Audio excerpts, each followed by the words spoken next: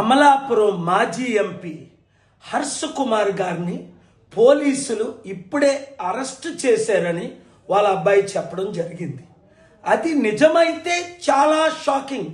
ఒక టీవీ ఛానల్లో కూడా నేను చూశాను.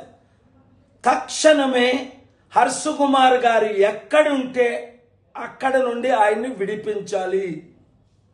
ఆయన ఏం చెప్పారు?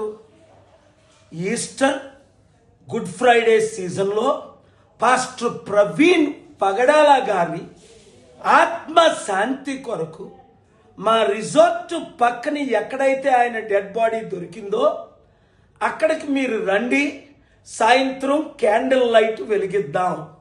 తప్ప పోస్ట్ మార్టం చేసిన రోజుని రిపోర్ట్ రిలీజ్ చేయకుండా పోలీసులు నాకు ప్రామిస్ చేసి అందరికీ ప్రేయర్ ద్వారా పంపిద్దామని చెప్తే కనీసం ప్రవీణ్ పగడాల అంత్యక్రియలు కూడా ఆయన ముఖం కూడా చూడనివ్వకుండా వేల మంది పాస్టర్లను అడ్డుకొని లాఠీ చార్జీలు నా కళ్ళ ముందే చేసి ఆ డెడ్ బాడీని తీసుకొచ్చారు. పోన్లే శాంతిగా ఉండాలని నేనే హెల్ప్ చేశాను.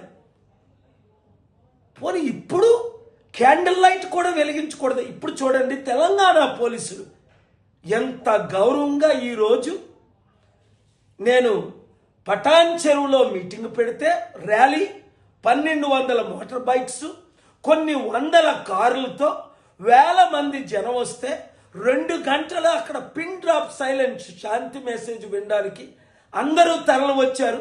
పోలీసులు అద్భుతమైన పని చేసినందుకు వారిని నేను దీవించి వచ్చాను. ఏమైంది ఆంధ్రప్రదేశ్ పోలీసులకి? ఇది చంద్రబాబు నాయుడు గారి కుట్ర, అక్కడ లోకల్ ఎస్పీ, ఐజీ కుట్ర, డీజీపీ కుట్ర. ఆల్రెడీ ఆంధ్రప్రదేశ్ హైకోర్టు మీకు నోటీసులు పంపింది.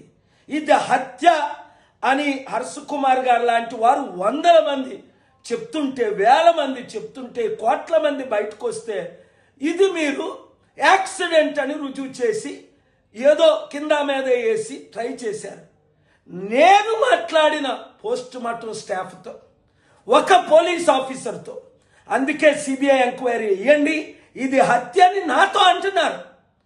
ఈ యాంగిల్లో మీరు ఇన్వెస్టిగేట్ చేయమంటే నోర్లు మూయించడం ఆర్టికల్ 19 వయలేషన్ కాదా?